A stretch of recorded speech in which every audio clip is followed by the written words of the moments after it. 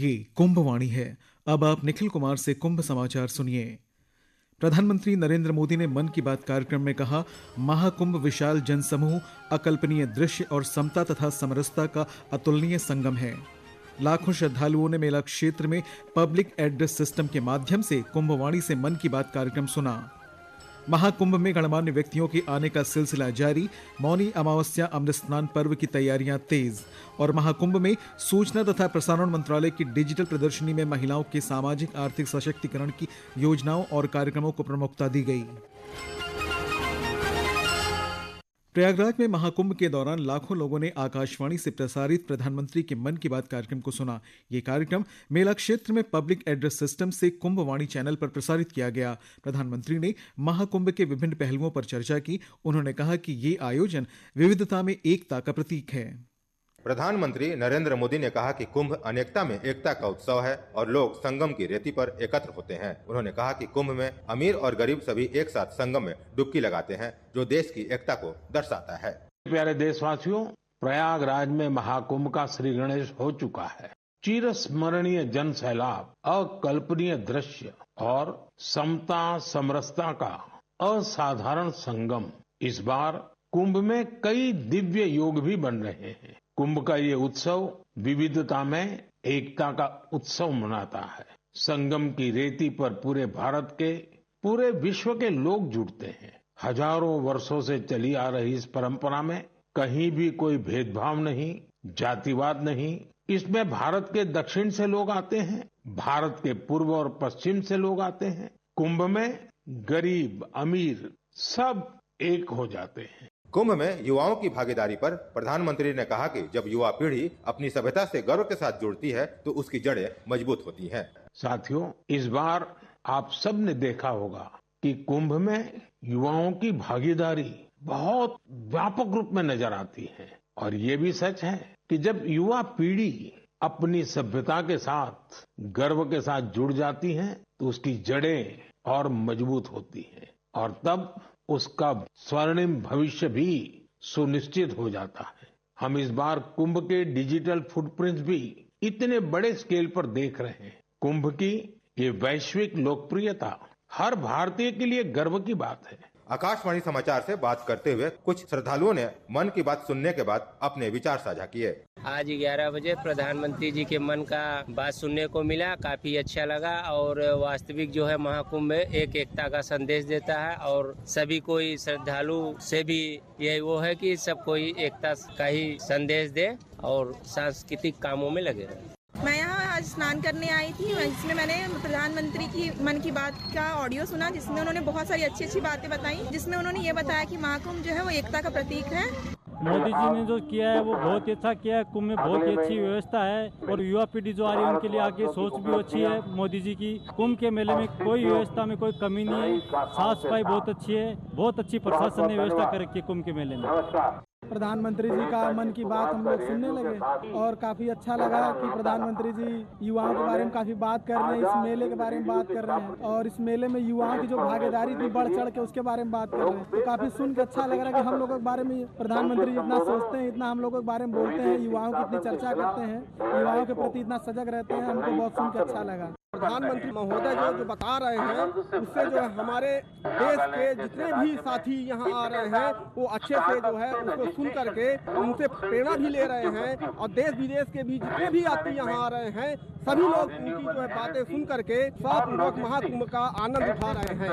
महाकुंभ नगर में श्रद्धालु और तीर्थयात्री पब्लिक एड्रेस सिस्टम से आकाशवाणी के कुंभवाणी समाचार बुलेटिन भी सुन रहे हैं। यह चैनल 26 फरवरी तक समाचार और अन्य कार्यक्रम प्रसारित करता रहेगा। आनंद कुमार, आकाशवाणी समाचार, कुंभ नगर। प्रधानमंत्री नरेंद्र मोदी ने कहा कि महाकुंभ, पुष्करम और गंगा सागर मेला सामाजिक मेलजोल, सद्भाव तथा एकता को बढ़ाने वाले पर्व हैं। उन्होंने कहा कि अयोध्या में रामलला की प्राण प्रतिष्ठा का 1 वर्ष पूरा हो गया है और पौष शुक्ल द्वादशी पर लाखों राम भक्तों ने रामलला के दर्शन कर उनका आशीर्वाद लिया। उन्होंने कहा कि हमें विकास के रास्ते पर चलते हुए अपनी विरासत को सहेजना है और उनसे प्रेरणा लेते हुए आगे भी बढ़ना है।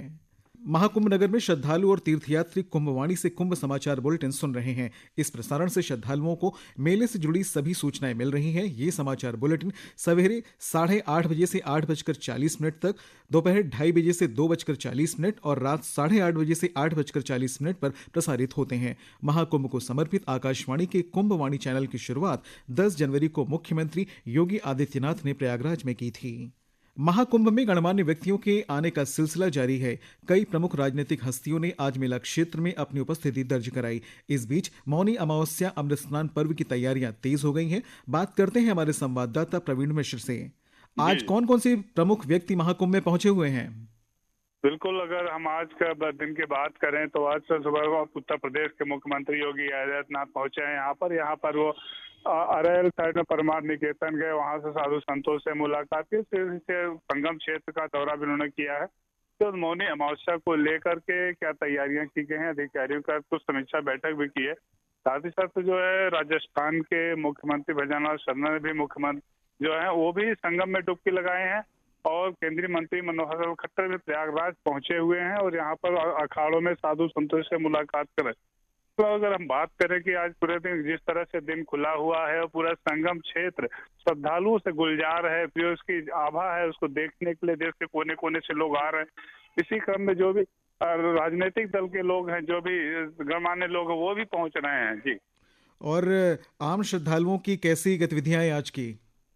जी बिल्कुल, अगर उनकी गतिविधियों की अगर हम बात करें तो संगम में स्नान करके अखाड़ों में जाकर साधु संतों का दर्शन कर रहे हैं, जो भंडारे चल रहे हैं, जो वहाँ से अन्न प्रसाद भी ग्रहण कर रहे हैं। साथ ही साथ जो मेला क्षेत्र में अलग अलग प्रदर्शनी लगाई है, डिजिटल अनुभूति केंद्र है, वो जाकर उसको उत्सुकता बस देख रहे हैं कि क्या है इसमें, किस तरह की जानकारियां हैं, उसको लेकर के वो अभिभूत हो रहे हैं।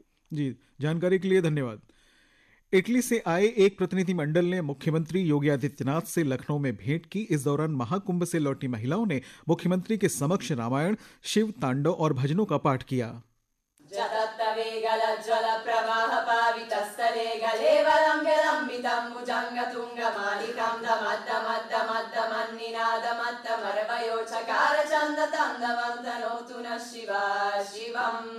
जतकताः संभ्रम भ्रमन्निलिम्प निर्जरी विलोल वेचि वल्लरी विराजमान मूर्धरी दगद्दगद्दगद् धराधरेन्द्र नन्दिनी विलास बन्धु बन्धुर स्फुरद्दिगन्त सन्तति प्रमोदमान मानसे कृपाकटाक्ष धोरणी निरुद्ध दुर्धरापदि क्वचित्तिगम्बरे मनो विनोद मेतु वस्तुनि जदा भुजंग पिंगल स्फुरत् नामनि प्रभाकरं कुंकुमद्रव प्रलिप्त दिग्वधो मुखे मदन्त सिन्धुर स्फुरत् गुत्तरीय मेदुरे मनो विनोदमद्भुतं बिभर्तु भूतभर्तरी। ओम नमः शिवाय। महाकुंभ में सूचना और प्रसारण मंत्रालय की डिजिटल प्रदर्शनी में महिलाओं के सामाजिक आर्थिक सशक्तिकरण के लिए नारी सम्मान तथा उत्थान की योजना और कार्यक्रमों की जानकारी दी जा रही है। प्रदर्शनी में लखपति दीदी, नमो ड्रोन दीदी और नारी शक्ति वंदन के बारे में बताया गया है। इसके अलावा यह भी दर्शाया गया है कि नारी सम्मान में पीएम आवास योजना के बने घरों का मालिकाना हक महिलाओं के नाम पर है। खादी और ग्रामोद्योग आयोग ने महाकुंभ नगरी के सेक्टर 1 महात्मा गांधी मार्ग पर राष्ट्रीय स्तर की खादी प्रदर्शनी शुरू की है।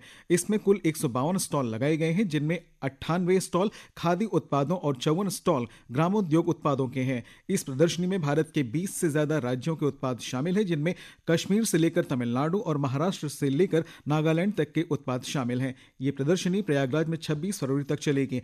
और मौसम के बारे में आपको जानकारी दें, आज का न्यूनतम तापमान 11 डिग्री सेल्सियस रिकॉर्ड किया गया। अधिकतम ये 23 डिग्री सेल्सियस तक जा सकता है। शाम के समय कोहरा छाया रहेगा। और अंत में मुख्य समाचार एक बार फिर। प्रधानमंत्री नरेंद्र मोदी ने मन की बात कार्यक्रम में कहा, महाकुंभ विशाल जनसमूह, अकल्पनीय दृश्य और समता तथा समरसता का अतुलनीय संगम है। लाखों श्रद्धालुओं ने मेला क्षेत्र में पब्लिक एड्रेस सिस्टम के माध्यम से कुंभवाणी से मन की बात कार्यक्रम सुना। महाकुंभ में गणमान्य व्यक्तियों के आने का सिलसिला जारी। मौनी अमावस्या अमृत स्नान पर्व की तैयारियां तेज। और महाकुंभ में सूचना और प्रसारण मंत्रालय की डिजिटल प्रदर्शनी में महिलाओं के सामाजिक आर्थिक सशक्तिकरण की योजनाओं और कार्यक्रमों को प्रमुखता दी गई। इसके साथ ही कुंभ समाचार बुलेटिन समाप्त हुआ। नमस्कार।